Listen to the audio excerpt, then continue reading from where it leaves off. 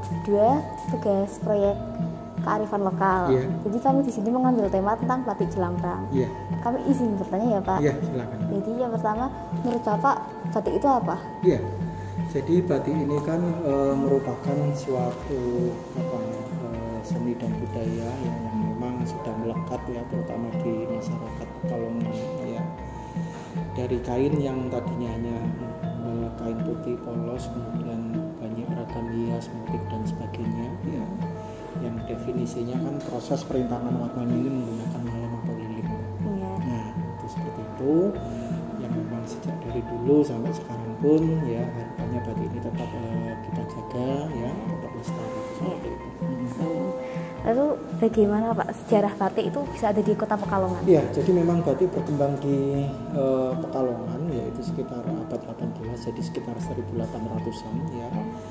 Dengan juga banyaknya pengaruh budaya, jadi ada pengaruh dari Eropa, Belanda, kemudian Cina, Tionghoa, India, Arab, bahkan Jepang.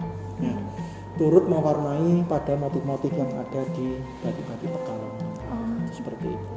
Iya.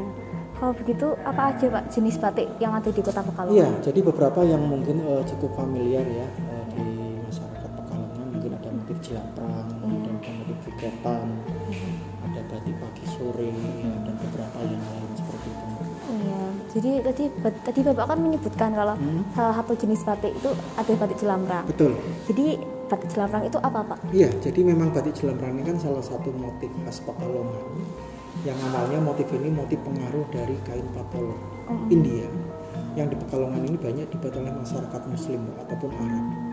Karena sifat motifnya yang biasanya itu tidak menampilkan gambar makhluk hidup, baik manusia, hewan ataupun binatang. Jadi sifatnya lebih ke motif-motif yang simetri, geometri seperti itu. Nah, mungkin untuk masyarakat Muslim itu motif-motif seperti itu kan dirasa nyaman, Mbak. Jadi seperti itu, karena memang itu ada mungkin beberapa yang tidak memperbolehkan penggambaran makhluk hidup seperti itu. Begitu. Lalu bagaimana sejarah batik Jelamprang itu ada di Kota Pekalongan? Iya, jadi batik Jelamprang ataupun pada umumnya batik yang lain juga, bahwa memang Jelamprang ini kan batik yang mendapatkan pengaruh. Itu tadi, jadi sekitar abad 18 berbagai budaya itu ada di Pekalongan, termasuk salah satunya pengaruh budaya India. Iya. Jadi motif Jelamprang ini di beberapa daerah di Pulau Sumatera itu juga banyak bermunculan motif-motif yang hampir sama seperti itu. Nah, kemudian kalau yang di Pekalongan, karena di Pekalongan ini kan batiknya juga yang berjalan ya, maka teknik batik itu diaplikasikan dengan motif-motif Jelamprang tersebut. Seperti itu. Jadi intinya hanya motif-motif yang geometri ataupun simetri tadi. Seperti itu. Baik Pak. Ya. Lalu bagaimana ciri batik Jelamprang? Iya. Pada umumnya batik Jelamprang itu motifnya simetri geometri. Ya, kemudian tidak menampilkan gambar makhluk hidup terutama hewan ataupun binatang ya. Kemudian karena batik itu khas Pekalongan, jadi lebih dominan dengan warna-warna yang cerah, warna yang terang. Kemudian batik Jelamprang ini tadi mendapatkan pengaruh budaya India dengan motif-motifnya tadi. Kemudian dan Jelamprang ini biasanya juga menjadi salah satu unsur Mbak dalam mungkin upacara ataupun ritual seperti itu. Ya. Untuk pertanyaan terakhir Pak, jadi makna di balik batik Jelamprang itu apa? Iya, memang ada beberapa versi Mbak dari penamaan Jelamprang sendiri. Ada yang mengatakan bahwa Jelamprang itu kan sekitar untuk jalan perang, karena memang daerah tersebut awalnya dilewati oleh para serjado ataupun pasukan ya, menuju ke medan perang. Ada juga yang menyebutnya bahwa batik Jelamprang ini sebutan untuk nama pohon ya, kemudian juga mendasari pada penamaan daerah ya, di Pekalongan menjadi daerah Krapyak seperti itu.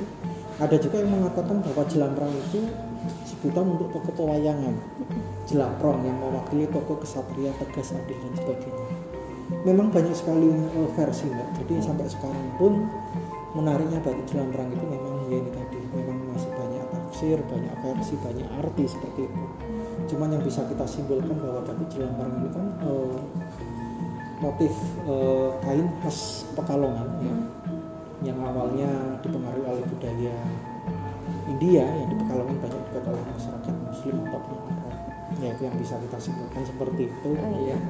Ya memang ya ini memang misterinya mungkin bukan hanya Jelambrang Kak, tapi mungkin semua motif-motif batik itu punya arti makna yang mungkin sampai hari ini pun masih tersembunyi. Seperti itu. Terima kasih ya Pak untuk waktunya karena sudah menyempatkan waktunya untuk saya wawancarai. Iya, baik, terima kasih juga ya, kita sampaikan juga harapannya memang generasi penerus kita bisa untuk menjaga melestarikan batik ya, terutama batik Pekalongan Mbak. Ya. Terima kasih sama-sama.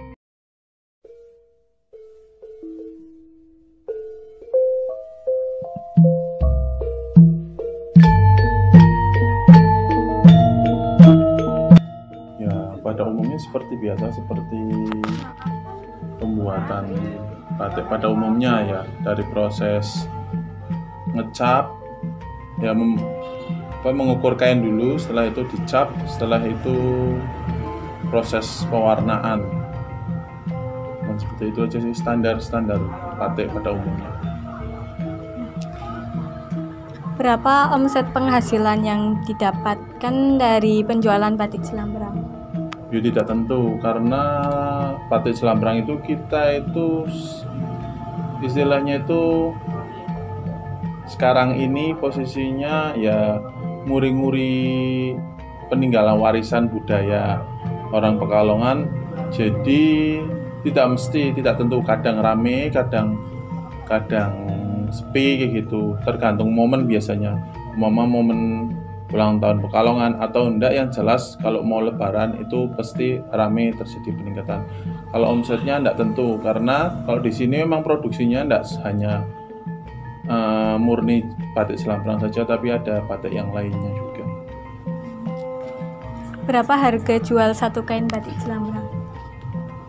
Kalau kain batik Jelambrang, kalau untuk sarung perempuan itu dari harga kurang lebih 150 sampai 200 kurang lebih. Untuk sarung laki-laki, sarung perempuan, kain rata-rata itu batik cap. Baik, terima kasih.